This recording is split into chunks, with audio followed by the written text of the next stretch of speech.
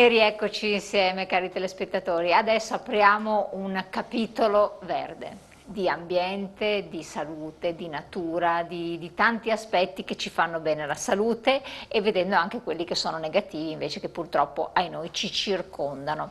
Ma come risolvere tante problematiche piccole e grandi ambientali? Ci sono degli studiosi, ci sono dei ricercatori, c'è tanto lavoro e noi spesso ne parliamo con i nostri esperti. Questa volta ho veramente il piacere di presentarvi in 3D, in carne ed ossa, qui con noi in studio, il presidente di Alessandro Miani di SIMA, di Società di Medicina Ambientale, grazie di essere qui con noi. Grazie a te dell'invito. Supportato anche lei in carne e ossa, normalmente abbiamo sempre questi collegamenti, ma era venuta una volta, tanto tempo fa, anche la dottoressa Rita White, grazie di essere venuta dottoressa, che è presidente dell'Accademia Italiana di Biofilia, AIB, ed è anche psicologa ambientale, nonché scrittrice, perché ha scritto diciamo, a due mani con la dottoressa Elena Meli, però lei ha dato vita a Rinascere nel verde perché la biofilia può renderci felici. E noi ne avevamo già parlato tempo addietro sulla biofilia ed è un tema molto coinvolgente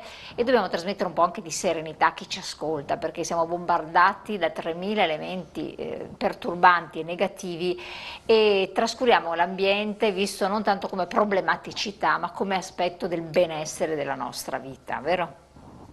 Sì, l'ambiente è un fattore fondamentale per promuovere il benessere, la felicità, la rigenerazione psicofisica e lo vediamo anche semplicemente esponendoci alla luce del sole o andando a fare una passeggiata in un parco e quindi ci rendiamo conto di quanto un ambiente o un altro davvero vadano un po' a dare forma alle nostre emozioni e come ci comportiamo, ci relazioniamo anche con gli altri. Cambiano le cose effettivamente. Sì. Allora io incomincerei, dopo ci dedichiamo anche all'ambiente, adesso vorrei parlare prima di cose un po' tossiche invece.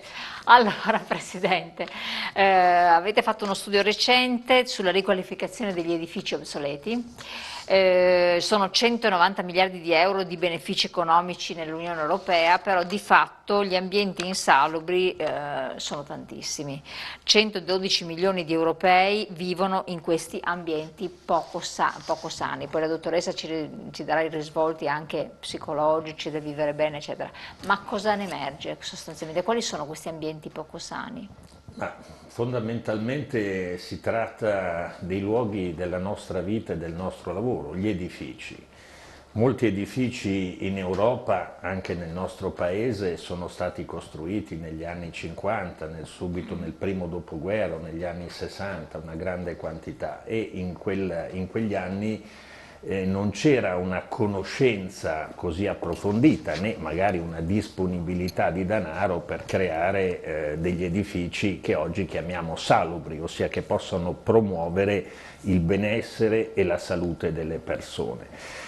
E quindi significa aver utilizzato dei materiali di costruzione che contengono sostanze potenzialmente tossiche, anche materiali di finitura che possono rilasciare, le stesse resine, le stesse colle possono rilasciare nell'ambiente interno, indoor, dei composti, delle particelle o comunque di origine chimica che possono causare patologie di diversa natura.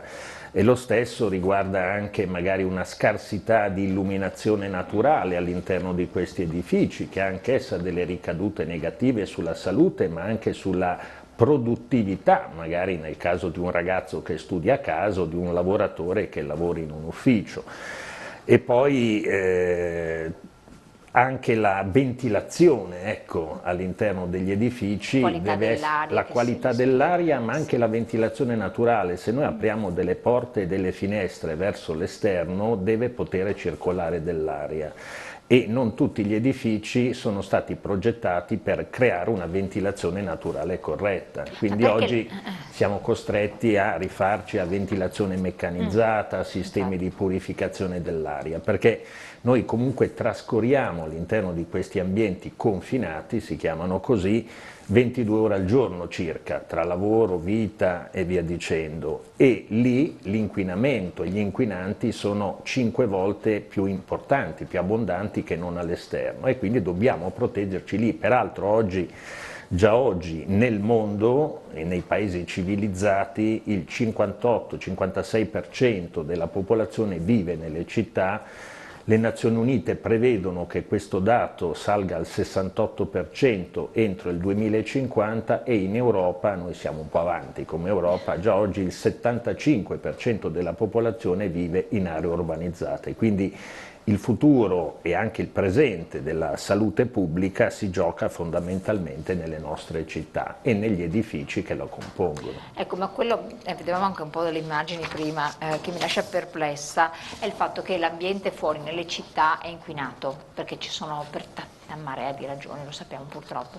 Io apro la finestra e faccio entrare tutto in casa, ovviamente, e quindi ci sono dei sistemi di reazione forzata con dei filtri e dicono che siano meglio, che però non bisogna aprire le finestre, oppure c'è l'aria condizionata ma non bisogna aprire le finestre. Ma allora aprirle, non aprirle, quello che entra da fuori è peggio di quello che c'è dentro? Come stanno le cose? Perché poi vediamo che apri le finestre, dopo un po' si deposita questa strana polverina, colori.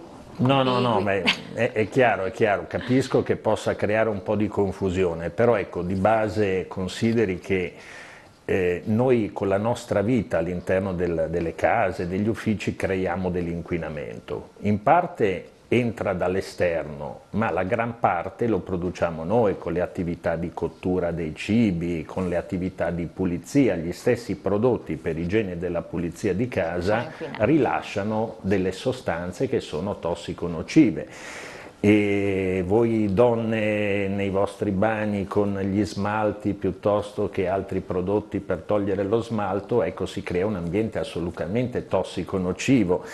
Insomma, ci sono tanti motivi, la stessa umidità sommata ad altri fattori come temperatura o mancata ventilazione possono generare degli inquinanti secondari, e quindi la sommatoria di tutti questi inquinanti è mediamente 5 volte superiore rispetto a quelli esterni. Ecco perché si consiglia, a prescindere da dove si vive, comunque di aprire le finestre fino a 5-6 volte al giorno per 5 minuti, anche se siamo d'estate, perché bisogna anche ossigenare l'ambiente, nonché diluire i contaminanti presenti, per esempio in una casa, rispetto all'esterno.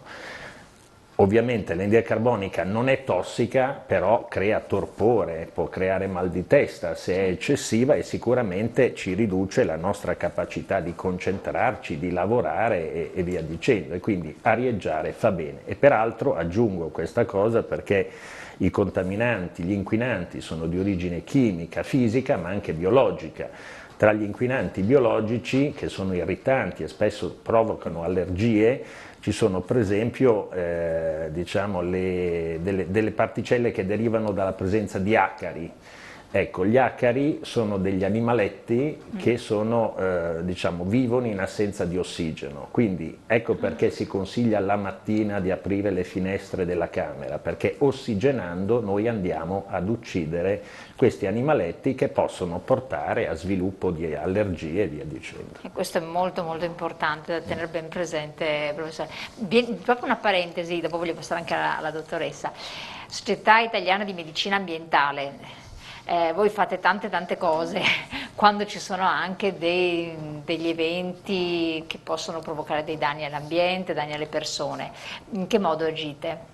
Ma noi facciamo prevalentemente ricerca scientifica e poi comunichiamo la nostra ricerca scientifica o anche l'altrui ricerca semplificandola in 3 livelli, quindi per la popolazione, perché questo significa fare prevenzione pre-primaria, ovvero sia informare le persone del pericolo e dirgli come evitarlo o come ridurre questo rischio. nei confronti del mondo produttivo, perché è anche uno stimolo per dare un consiglio su come inquinare di meno, produrre in maniera più sostenibile, e poi nei confronti del decisore politico, di solito delle istituzioni, perché si possono promuovere delle leggi che possono andare incontro su base scientifica, incontro al bene delle persone, alla salute pubblica. Ovviamente questo noi lo comunichiamo, facciamo degli eventi, incontriamo le istituzioni a livello italiano, a livello europeo, a livello internazionale, abbiamo una rete della scienza molto vasta nel mondo e cerchiamo di insegnarlo a tutti i livelli, anche proprio nei confronti della popolazione, quindi dalle scuole alle università, alle aziende, in modo che ci sia una cultura maggiore diffusa di questi temi, una maggiore attenzione. Grazie Presidente, no, giusto per informare bene di che Certo, cosa si tratta. anche grazie a trasmissioni come la sua facciamo informazione corretta su questi temi e quindi la ringrazio. Grazie a lei. Dottoressa, lei, io qua tra l'altro il suo recente Bambino è un libro, Rinascere nel verde perché la biofilia può renderci felici. Lei è psicologo ambientale, presidente dell'Accademia Italiana di Biofilia, l'AIB. Che cos'è l'Accademia Italiana di Biofilia? E poi come nasce questa passione per il verde? AIB è un ente tecnico-scientifico no profit, di riferimento nel nostro paese per quanto riguarda i temi della biofilia, della psicologia ambientale e della progettazione biofilica o biophilic design. Si occupa proprio di promuovere attraverso la sua rete di esperti e di accademici tutto quello che riguarda le tematiche tra salute, benessere e il nostro ambiente, soprattutto l'ambiente naturale.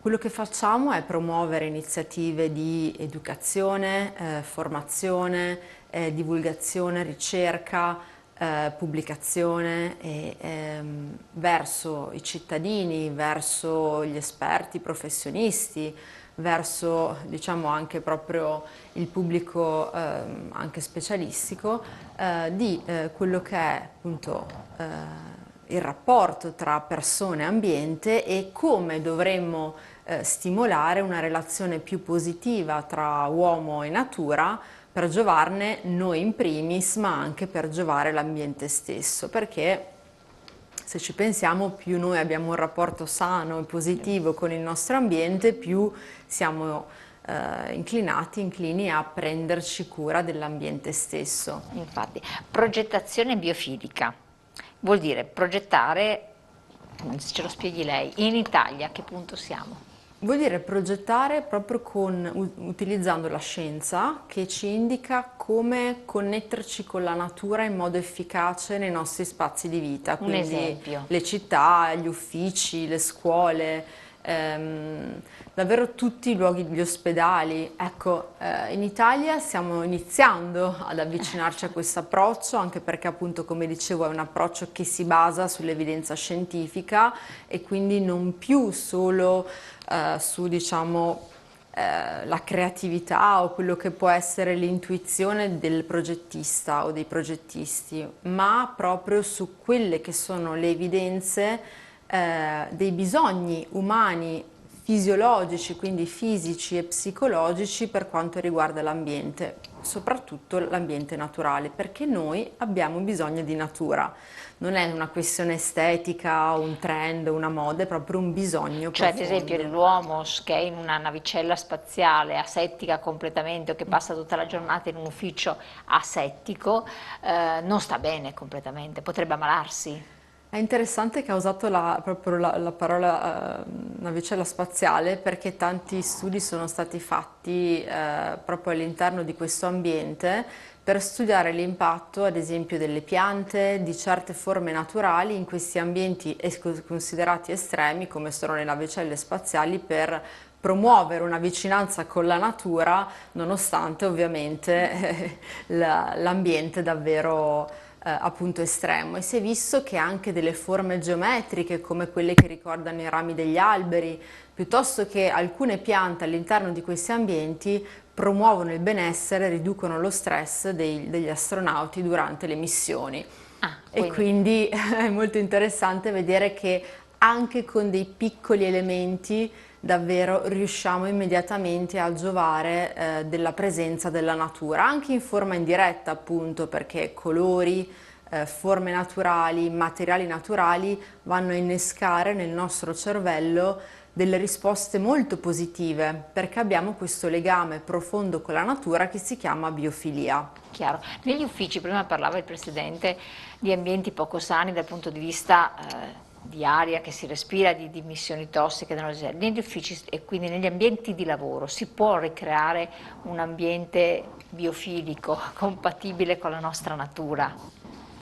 Sì, non solo si può, ma anche si dovrebbe in tutti gli uffici, proprio perché grazie alla natura il cervello funziona meglio e quindi riusciamo anche a rendere meglio, no? Siamo più focalizzati, ragioniamo meglio, quindi la ricerca mostra proprio che in presenza di elementi naturali riusciamo a eseguire il cosiddetto problem solving, quindi la risoluzione di problemi in modo più veloce e più efficace. Dormiamo anche meglio la notte, ad esempio se abbiamo una scrivania vicino a una finestra dove può entrare della luce naturale, il nostro organismo riesce a funzionare meglio, a connettersi meglio con il ritmo biologico e quindi Circadiano. riusciamo a dormire anche fino a un'ora in più per notte e abbiamo meno emicrania, più comfort anche visivo, quindi tutta una serie di conseguenze che portano anche grandi aziende del tech, che,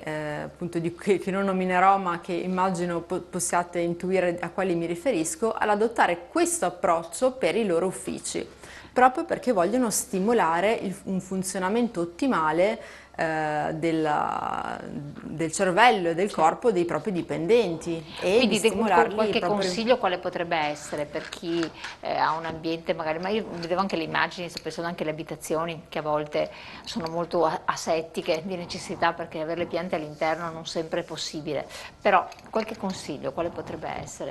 Ecco, per chi lavora da casa questo può essere più facile perché comunque abbiamo una possibilità maggiore di poter intervenire nel nostro ambiente. Per cui ecco, se si potesse spostare la scrivania o la postazione vicino a una finestra, magari da dove vi è la vista anche di 3 alberi, perché la ricerca mostra che anche 3 alberi possono fare la differenza rispetto proprio alla promozione del benessere fisico e psicologico. Cercare di avere accesso a luce naturale, portare delle piante all'interno, se Piante vere o piante sì, finte? piante vere possibilmente. Ci sono anche delle piante oggi molto comuni, ne parliamo molto anche all'interno del libro, su quelli che possono essere delle piante proprio per i pollici cosiddetti neri, no? E quindi piante che veramente non richiedono manutenzione particolare, non richiedono particolari attenzioni, ma che comunque portano una ventata veramente di verde, di aria fresca anche nei nostri spazi. Colori naturali, forme, profumi anche della natura, suoni e cercare anche, come diceva il professor Miani, di areggiare gli ambienti almeno ogni 2 ore, cercare di aprire per 5-10 minuti. Che effettivamente è una cosa che sembra quasi magari per voi banale, però io sento tantissime persone che non lo fanno, ma non lo aprono neanche la mattina ormai. Cioè vabbè, ci sono le case che hanno questa reazione forzata per cui viene sconsigliato addirittura di far entrare le polveri da fuori, però ogni 5 minuti, una volta, è tanto effettivamente. No, ma per questo bastano veramente 5 o 6 volte al giorno, 5 Sì, minuti. sì, comunque è Se non importante. abbiamo un ambiente che è considerato il più inquinato della casa è la cucina, che è anche il luogo... Inquinato. Cucina, sì, esatto. Incredibile. Ed è anche il luogo dove la famiglia trascorre la maggior parte del tempo, a parte le camere da letto. Ecco, consideri per esempio qui che chi usa ancora, ed è la maggior parte degli italiani, i fornelli a gas, lo stesso gas della cucina è un grande inquinante ed irritante ed è la prima causa di asma a livello pediatrico in Europa, i fornelli a gas. Quindi bisogna in questo caso, per chi non ha una cappa aspirante verso l'esterno e non è sicuro di manutentare bene i fornelli, aprire le finestre mentre si cucina e stessa cosa aprire le finestre completamente mentre si fanno le pulizie di casa, perché tutti i detersivi principali che utilizziamo nelle nostre case, anche quelli naturali, liberano delle sostanze che si chiamano composti organici volatili, che sono sostanze che provocano patologie sul lungo periodo, ovviamente. Ecco, non è Certo. un No, no, però lo tocco stillicidio mi è... ammalo, ecco, però Certo. nel corso degli anni possono provocare patologie. Quindi arieggiare fa bene. Se abbiamo della ventilazione meccanizzata con prefiltrazione dell'aria in ingresso e magari abbiamo anche dei sistemi di purificazione dell'aria con filtri ULPA che sono i migliori in assoluto, beh, allora qui possiamo stare tranquilli, ma sappiamo bene dai numeri che non tutti gli italiani utilizzano questi sistemi. Assolutamente sì. Dottoressa, lei è anche appunto psicologa ambientale, proprio rifacendomi a questo manuale, perché oltre più che un libro è un manuale perché dà un sacco di suggerimenti, di istruzioni su come comportarsi, dice che ci sono anche dei valori simbolici, psicologici, dei vari ambienti anche dell'abitazione, vero? Sì, Quindi nulla è in realtà casuale e cambiabile da stravolgimenti razionali. sì, noi parliamo spesso dell'impatto che l'ambiente esterno ha su di noi, ma la psicologia ambientale ci racconta, proprio attraverso la ricerca, quanto noi riflettiamo noi stessi nell'ambiente, che ci funge un po' da specchio. E questo è chiarissimo nella nostra casa, che rappresenta proprio chi siamo, i nostri valori, ciò che amiamo, i nostri amori, chi siamo, e quindi possiamo andare a ricreare una sorta di psicologia di noi stessi attraverso proprio la casa, quindi la psicologia della casa, dove ad esempio, per fare un esempio, il bagno rappresenta un po' il nostro rapporto con la cura di noi stessi, no? La cura personale, il nostro rapporto proprio con la pulizia, dell'amore che dedichiamo a noi stessi e al nostro corpo. Com'è il nostro bagno? Come ci sentiamo nel nostro bagno? Oppure la cucina rappresenta proprio, soprattutto nel nostro paese, il luogo del focolare, delle relazioni.